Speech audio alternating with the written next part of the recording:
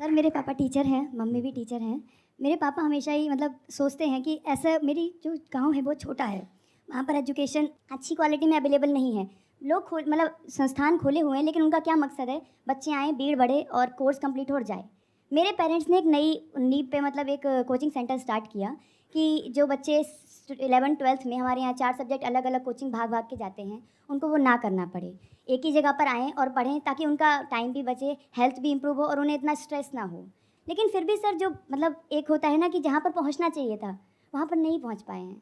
मतलब ऐसा लगता है कि कम से कम इतना अप्रोच होना चाहिए था, 150-200 बच्चे तो अगर हम अपनी तरफ से देखें तो मेरे फ़ादर को अगर हम मतलब जज करें एक एज़ ए स्टूडेंट, तो मेरे को कभी ऐसा कहीं नहीं मिला। बट फिर भी बच्चे अप्रोच नहीं कर रहे, क्या ऐसी कमी है जो संस्थान को आगे नहीं बढ़ने दे रही? कोचिंग इंस्टीट्यूट है आपका? हाँ, और वहाँ पर आपके फादर खुद पढ़ाते हैं? फादर पढ़ाते हैं, मदर पढ़ाती हैं और 2-4 मतलब टीचर्स और हैं। कितने बच्चे अभी आते हैं वहाँ पे ऑन एन एवरेज महीने का जो पे करते हैं?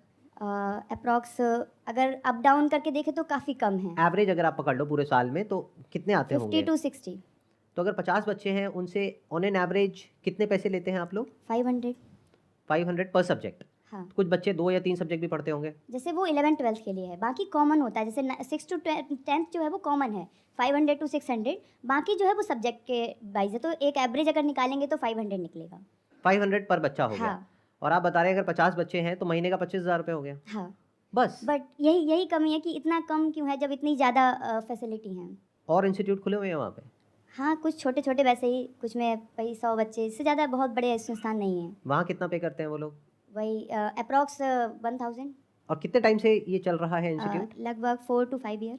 4-5 साल से चल हाँ, रहा है और यही सेम प्रॉब्लम आ रही है। हाँ, जैसे बच्चे बढ़ते हैं, बच्चे एकदम से ग्रो करेंगे तो 100 प्लस हो जाएँगे। बट उनका जो वो होता है कि वो इतना कवर अप नहीं कर पा रहे हैं, पढ़ाई पे नहीं चाहते या क्या हो रहा है समझ नहीं आ रहा है, एकदम एवरेज नीचे आ जाता है। देखो अगर 50 के 100 भी हो गए तब भी ये प्रॉब्लम सॉल्व नहीं होने वाली, क्योंकि 50,000 रुपए महीना हुँ। आपके पास में अगर आ भी गया तो जो जगह आपने ली हुई है कोचिंग सेंटर पे वो आपकी अपनी है या रेंट पे नहीं, है? रेंट पे है। उसका रेंट कितना है? 15,000। 15,000 रुपए तो रेंट हो गया, प्लस आप कह रहे हैं 2-3 टीचर्स भी रखे हुए हैं, हाँ। प्लस आपके फादर और मदर खुद भी बहुत अच्छे टीचर हैं, जो अगर आज कहीं जाते हैं और जॉब कर लेते हैं हुँ। तो अच्छा खासा कमा सकते हैं। हाँ। और 4-5 साल हो गए ऑलरेडी ये करते हुए। तो जो मेरे को समझ आ रहा है आपकी बातों से, एक रीज़न ये हो सकता है कि जिस एरिया में आपका कोचिंग सेंटर है वहाँ पे लोगों की इतनी पेइंग कैपेसिटी नहीं है। दूसरा रीज़न ये हो सकता है कि पेइंग कैपेसिटी तो है, लेकिन वो कहीं और जा रहे हैं, आपके पास में नहीं आ रहे हैं। हुँ। बट ऐसा भी नहीं है, अभी आपने कहा, क्योंकि 2-3 कोचिंग सेंटर्स हैं, वो भी छोटे-छोटे हैं, वो भी कोई बहुत ज़्यादा बड़े नहीं हैं बहुत ज़्यादा और बड़े बहुत नहीं। ज़्यादा वो भी चार्ज नहीं कर रहे हैं। हुँ। क्योंकि अगर आपने 500 से 1000 भी चार्ज कर लिया तब भी कुछ नहीं होने वाला है। नहीं सर, बहुत बड़ा अंतर आ जाता है। 500 पे करने में और 1000 पे करने में नंबर जो होते हैं, नंबर ऑफ पीपल्स बहुत कम हो जाते हैं। That is what I am saying कि लोग कम हो जाएँगे, लेकिन मैं कह रहा हूँ अगर लोग उतने भी रहें, तब भी कोई बेनिफिट नहीं होने वाला इस बिज़नेस में, क्योंकि ये बिज़नेस तब भी लॉस में जाएगा। ये बिज़नेस अभी भी लॉस में जा रहा है और आगे भी फिर लॉस में ही चला जाएगा, क्योंकि आपके खर्चे बहुत ज़्यादा हैं। अगर आप कैलकुलेट करेंगे, जो जगह रेंट पे ली हुई है, प्लस जो 2-3 टीचर्स आपने रखे हुए हैं, प्लस जो आपके फादर हैं, मदर हैं, उनका भी तो अपना एक लेवल है ना कि अगर वो मार्केट में जाते हैं, कहीं पे जॉब करते हैं, तो उनको भी तो कुछ अमाउंट मिलेगा वहाँ से। मान लो 25,000 रुपए भी मिलता है एक को, तो 50,000 रुपए तो वही हो गया, हुँ। जो वो गँवा रहे हैं। हुँ। तो what you need to do is कि आपको और आपके पेरेंट्स को बैठ करके समझना होगा कि इसके पीछे क्या रीज़न है, क्यों ऐसा हो रहा है। जो मैं आपको बता सकता हूँ, जो मेरे को समझ आ रहा है, एक है कि आपको अपनी लोकेशन को चेंज करना पड़ेगा, क्योंकि वहाँ पे हो सकता है पेइंग कैपेसिटी इतनी ना हो लोगों की। किसी ऐसी लोकेशन में जाना होगा जहाँ पे कि पेइंग कैपेसिटी अच्छी हो, that is one. Number 2, coaching में लोग आते क्यों हैं, that you need to think. हो सकता है उस पे कभी हमने ज़्यादा सोचा ही नहीं है। हम बस ये सोच रहे हैं, हम अपनी तरफ से अच्छी एजुकेशन प्रोवाइड कर रहे हैं, अच्छे से पढ़ा रहे हैं बच्चों को, तो बच्चे आ जाएँगे, जबकि ऐसा नहीं होता है। आप बताओ, मतलब मैं अगर आपसे पूछूँ, किसी भी कोचिंग में अगर कोई बच्चा आता है, तो वो क्यों आता है? अगर कोई 11th-12th का आ रहा है, वो क्यों आता है? ताकि उसे बेस्ट एजुकेशन मिल सके। बेस्ट एजुकेशन की क्या डेफिनेशन है? What do you mean by best education? Uh, हर कोई कोचिंग वाला कहेगा हमारे यहाँ पे बेस्ट एजुकेशन है। अगर आप किसी कोचिंग को जॉइन करते हो, अभी आप क्या कर रहे हो इस वक़्त? स्टूडेंट स्टूडेंट मतलब क्या कर रहे हो? दिल्ली यूनिवर्सिटी में बीए प्रोग्राम कर रहे हैं। उसके साथ-साथ कुछ और भी कर रहे हो? किसी एंट्रेंस की तैयारी कर रहे हो? यूपीएससी की तैयारी करनी है बट अभी स्टार्ट नहीं की है। तो अगर आप यूपीएससी की तैयारी के लिए किसी कोचिंग को जॉइन करोगे, तो किस बेसिस पे करोगे? क्योंकि हज़ारों कोचिंग सेंटर्स हैं इंडिया में। उसमें से किसको करोगे और किसको नहीं करोगे? उसके पीछे क्या रीज़न होगा? पहले तो जो उनके फैकल्टी हैं उनके बारे में जानेंगे कि कौन ज़्यादा मतलब अच्छा है, वो कर रहा है, समझा रहा है, लेक्चर्स का ट्यूटोरियल लेना, और दूसरा रिज़ल्ट कैसा जा रहा है। अब आप पॉइंट पे आए। Result, most important is result. तो कोचिंग में सबसे ज़्यादा यही मैटर करता है। मतलब पहली कंडीशन ये है कि जिस एरिया में आपने खोला हुआ है वहाँ पे पेइंग कैपेसिटी होनी चाहिए बच्चों की, दैट इज़ वन। नहीं तो बिजनेस मॉडल पूरी तरह से आप चेंज कर सकते हैं। वो क्या हो सकता है, अगर किसी गाँव में आप पढ़ा रहे हैं तो इसको पूरी तरह से फ्री कर दो और इसको चैरिटेबल बना दो। तो if you make it charitable, तो वर्ल्ड वाइड ऐसी बहुत सारी ऑर्गेनाइजेशंस हैं जो इस तरह के इंस्टीट्यूट्स को सपोर्ट कर रही है। और उसमें क्या होता है कि जब आप एक चैरिटेबल ऑर्गेनाइजेशन बनाते हैं तो आपके जो पेरेंट्स हैं वो खुद वहाँ से सैलरी भी ले सकते हैं। तो कहीं और करने की बजाय वो अपनी जगह पे ही काम कर रहे हैं, किसी के अंडर नहीं कर रहे, and they are taking salary and they are getting donations. So this is one way of doing it, अगर उसी जगह पे करना है तो। नहीं तो हमें किसी ऐसी जगह पे जाना पड़ेगा जहां पर के लोगों की पेइंग कैपेसिटी हो, क्योंकि पैसे ज़्यादा चार्ज करने ही पड़ेंगे। दो ही ऑप्शन है, या तो लोग बहुत ज़्यादा चाहिए और पैसे कम, या फिर लोग थोड़े कम भी होंगे लेकिन पैसे ज़्यादा चार्ज करने पड़ेंगे। यही दो ऑप्शन है ना हमारे पास में, और तो कोई ऑप्शन नहीं है। नहीं सर, एक हमें जो कमी लगती है, जैसे हम देखते हैं, हम वहाँ पढ़ाते नहीं हैं, बट मेरा वो रहता है ना कि हमें आगे ग्रो करना है, तो उसके बारे में देखते रहते हैं कि क्या क्या। एक और है कि अप्रोच नहीं हो पा रही है बच्चों तक, क्योंकि बच्चों तक वो चीज़ें पहुँच नहीं पा रही है जो हमारे यहाँ है। That is not important, that is what I am trying to say. देखो, ध्यान से सुनो, ध्यान से समझो। आप क्या सोच रहे हो कि जो आपके पास में है अगर वो बच्चों तक पहुंच गई तो बच्चे आ जाएंगे। बच्चे खुद डिसीजन नहीं लेंगे, बच्चों के पेरेंट्स डिसीजन लेंगे। मैं ठीक कह रहा हूँ, गलत कह रहा हूँ? कि अगर कोई बच्चा 9th में है, 10th में है, तो वो उसके पेरेंट्स का डिसीजन है कि वो किस कोचिंग में जाएगा, किस में नहीं जाएगा।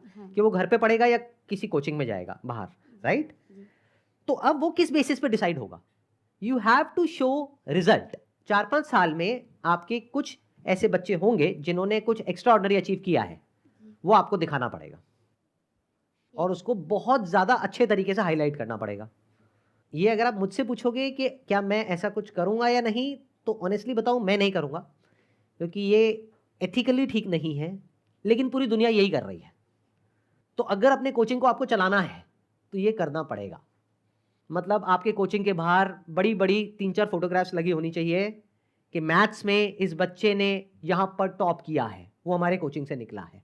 इसने फिजिक्स में ये किया है, इसने केमिस्ट्री में किया है, इसने अकाउंटेंसी में किया है, इतने परसेंटेज आए हैं। पेरेंट्स को बस इससे मतलब है, उनको इससे मतलब नहीं है कि ओवरऑल आपका जो रिजल्ट है वो बेटर है। जबकि देखना ये चाहिए आइडली पेरेंट्स को कि आप ओवरऑल बताओ कि आपके यहाँ से कितने बच्चे निकलते हैं हर साल के और एवरेज रिजल्ट उनका कितना आता है।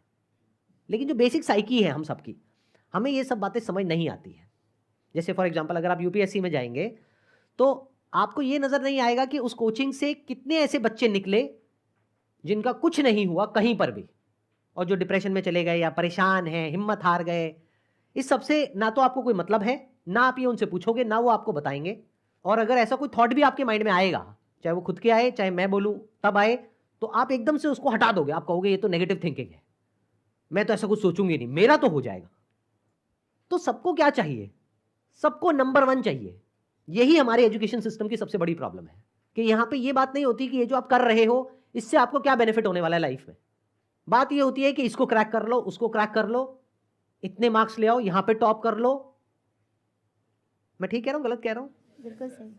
एक तरीके से मान लो कि एक ऐसी जगह है, एक ऐसा गांव है जहाँ पर सारे बेवड़े हैं, सब नशेड़ी हैं। अब आप वहाँ पर जा करके एक सेंटर खोलते हो, नशा मुक्ति केंद्र, तो आप उन सबके दुश्मन बन गए हो। बट वो जो नशेड़ी हैं उनको वही देते हो जिसकी उनको लत है, तो आप उनके दोस्त हो। तो as harsh as it may sound, but this is the reality. इसी के हिसाब से एक्ट करना पड़ेगा इस इंडस्ट्री को समझ करके।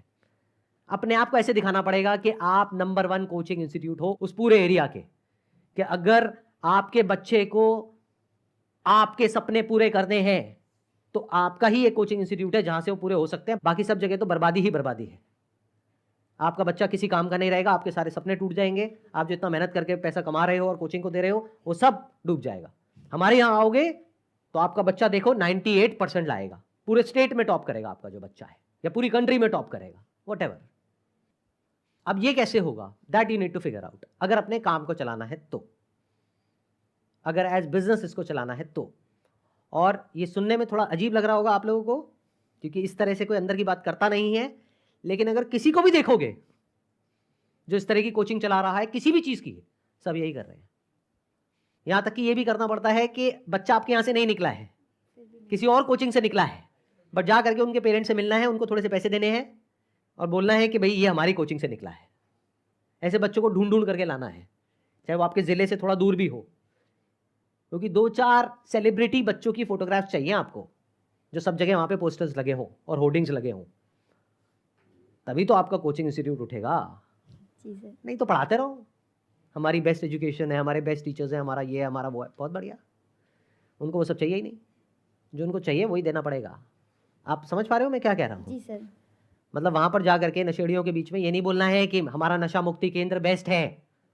वो कहेंगे बेस्ट है तो यहाँ नहीं, वहाँ जा करके खोलो पहले तो। हमारे गांव के आसपास नज़र मत आ जाना आप, सबसे पहले तो ये प्रॉब्लम आएगी आपको। तो वहाँ पर क्या बोलना है कि ये जो आपको लत है ना, उसमें जो बेस्ट नशा है वो हमारे पास है। वहाँ से कितने का ले रहे हो? 100 रुपये का? ये देखो यहाँ पे 150 रुपये का देना है, लेकिन जो उसके बाद नशा होगा, जो आपके सपनों का नशा है, वो यहीं से पूरे हो सकता है। सपनों में बहुत नशा है।